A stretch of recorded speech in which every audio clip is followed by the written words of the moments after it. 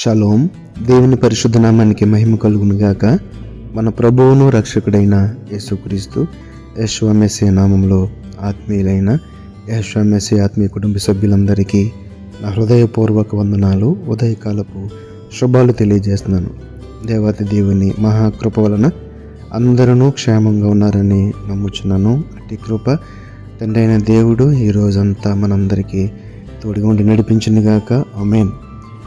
రాజులు మొదటి గ్రంథము 1వ అధ్యాయము 6వ వచనంలో ఒక మాట ద్వారా తండ్రి రోజు మనతో మాట్లాడుచున్నారు. మొదటి రాజుల గ్రంథము 1వ అధ్యాయము 6వ వచనం. అతని తండ్రి, నీవు ఇలాగున ఎలా చేయుచున్నావని అతని చేత ఎప్పుడునూ విచారించి అతనికి నొప్పి కలుగజేయలేదు. చూచుటకు అతడు బహు సౌందర్యము గలవాడు, అబ్షాలోము తర్వాత పుట్టినవాడు. ఈ యొక్క మాటలో చూస్తే గనక చూచుటకు అతడు బహు సౌందర్యము గలవాడు. ఎవరు ఇతడు అని ఆలోచిస్తే 5వ వచనంలో మనకి అతను ఎవరో తెలుస్తుంది. హగ్గీతు కుమారుడైన అదోనియా గర్వించిన వాడై నేనే రాజు నగుదుననుకుని గుర్రములను గుర్రపరౌతులను తనకు ముందుగా పరిగెత్తుకు 50 మంది మనుషులను ఏర్పరచుకున్నాను. అనగా అతను ఎవరంటే హగ్గీతు కుమారుడైన అదోనియా. ఇతడు గురించి ఇక్కడ వ్రాయబడిన మాట ఏంటంటే చూచుటకు అతడు బహు సౌందర్యము గలవాడు. అయితే ఆ ఆలోచన మొదటి భాగంలో చూస్తే కనుక అతని తండ్రి, నీవు ఎలాగున ఎలా చేయుచున్నావు అని అతని చేత ఎప్పుడును విచారించి అతనికి నొప్పి కలిగజేయాలంటే పిల్లలను శిక్షించకపోతే, సరైన క్రమశిక్షణలో సరైన మార్గంలో పెట్టకపోతే వారి స్థితి ఎలా ఉంటుందో మనం ఇక్కడ చూడగలుగుతున్నాం. తండ్రి ఉండగానే నేనే రాజుని అయిపోవాలనే అహంకారము లేదా ఒక రకమైన వింత ప్రవర్తన మనం ఇక్కడ చూడగలుగుతున్నాము. అయితే సామెతల గ్రంథము 13వ అధ్యాయము 24వ వచనంలో ఉంటుంది కదా, బెత్తము వాడని వాడు తన కుమారునికి విరోధి, కుమారుని ప్రేమించువాడు వానిని శిక్షించును, కుమారుని ప్రేమించువాడు వానిని శిక్షించును.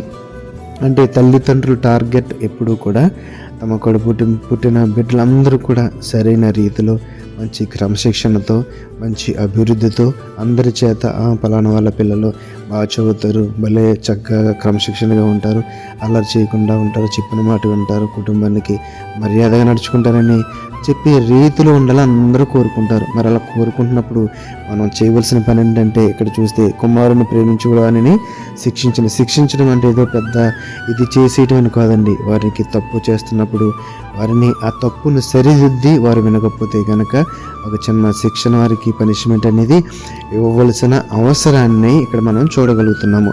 ఎంత చక్కని మాట, కుమారుని ప్రేమించు వాడిని శిక్షించను. మామూలుగా అయితే కుమారుని ప్రేమించేవాడు శిక్షించండి ఒప్పుకుంటాము మామూలుగా అయితే, కానీ వాక్యానుసారంగా కుమారుని ప్రేమించేవాడు ఏంటంటే వాడు తప్పు చేస్తే పనిష్మెంట్ ఇవ్వాలి, తప్పును సరిదిద్ది సరియోగ రీతిలోకి మనము నడిపించాలి. ఈ యొక్క వాక్య మర్మము అదే తప్ప వేరేగా మనము అర్థం చేసుకోకూడదు. కాబట్టి ఇక్కడ ఈ యొక్క రాయబడిన వచనంలో చూస్తే కనుక మరి రాజు కుమారుడు ఉండి అతని శిక్షణలో పెరిగినట్లుగా కాకుండా అతనికి సొంత రీతిగా పెరిగినట్లుగా, అంటే తండ్రి అతనికి ఎలాగ జీవించాలో ఎలా నడవాలో మరి చెప్పినట్లుగా మనకి ఇక్కడ కనిపించడం లేదు. సామెతల గ్రంథంలోనే 29వ అధ్యాయము 17వ వచనం చూస్తే కనుక ఇంకొక మంచి మాట, నీ కుమారుని శిక్షించిన ఎడల అతడు నిన్ను సంతోషపరచును, నీ మనసుకు ఆనందము కలిగజేయును. అక్కడ ఇంతకుముందు చదివిన మాటలైతే కుమారుని ప్రేమించు అతని శిక్షించని చదివాము. ఇక్కడ కూడా నీ కుమారుని ఒకవేళ శిక్షిస్తే గనక, తప్పు చేసినప్పుడు మనం సరిదిద్దితే గనక నీ కుమారుని శిక్షించిన ఎడల అతడు నిన్ను సంతోషపరచును, నీ మనసుకు ఆనందము కలుగజేయను. అవును, చిన్నతనంలో తప్పులు చేస్తున్నప్పుడు మనము క్రమశిక్షణలో పెట్టాం, తప్పును సరిదిద్దాం, వినకపోతే శిక్షించాం, పనిష్మెంట్లు ఇచ్చాం. అవన్నీ కూడా వాడిని సరిగా రీతిలోనికి నడిపించి మంచి క్రమశిక్షణలోనికి నడిపించి అతను చక్కని విద్య అందును ఉపాధి అందును మంచి స్థితిలోనికి వచ్చి తల్లిదండ్రులను కుటుంబాన్ని పోషించే రీతికి ఎదిగాడు. అదంతా ఎలా వచ్చిందంటే నీవు సరిదిద్దటం వలన, నీవు అతన్ని క్రమము చేయటం వలన, పనిష్మెంట్లు ఇచ్చి వినేలాగా చేయటం వలన. అలా కాకుండా విపరీతమైన ప్రేమ పెంచిన, అయ్యో నా పిల్లలు కొట్టకూడదు తిట్టకూడదు అంటే తర్వాత ఏమవుద్దంటే వారు కాదు, ఇంకా నీ మాట వినరు, పని చూసుకోనన్నా పని చూసుకోమంటారు అంతే. కాబట్టి అటువంటి స్థితి రాకుండా మనం చేయవలసిన పనిని ఈరోజు తండ్రి అనే దేవుడు మన అందరికీ నేర్పిస్తున్నాడు. మీ పిల్లలను క్రమశిక్షణలో పెట్టండి, మాట వినకపోతే శిక్షించండి, పనిష్మెంట్ ఇవ్వండి. ఇప్పుడు అవి చేస్తేనే మీరు వారిని ప్రేమించినట్లు వారిని ఇప్పుడు అలా చేస్తేనే వారు వృద్ధులకు వస్తారు. భవిష్యత్తులో మిమ్మల్ని సంతోషపెట్టేవారుగా, మీకు ఆనందం కలుగుజేవారుగా ఉంటారు. ఇక్కడ రాయబడిన మాట అదే 29:17. నీ కుమారుని శిక్షించిన ఎడల అతడి నుండి సంతోషపరచును.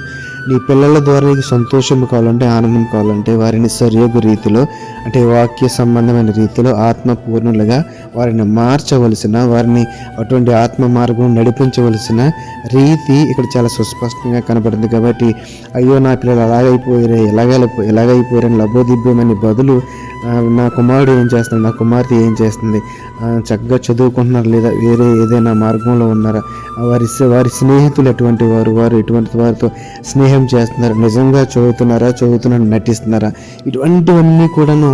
అంటే మనం ఎంత ప్రేమ కలిగి ఉంటే అంత అనుమానము కూడా ఉండాలి. అనుమానిస్తేనే మనం వాళ్ళు చెక్ చేయగలుగుతాము.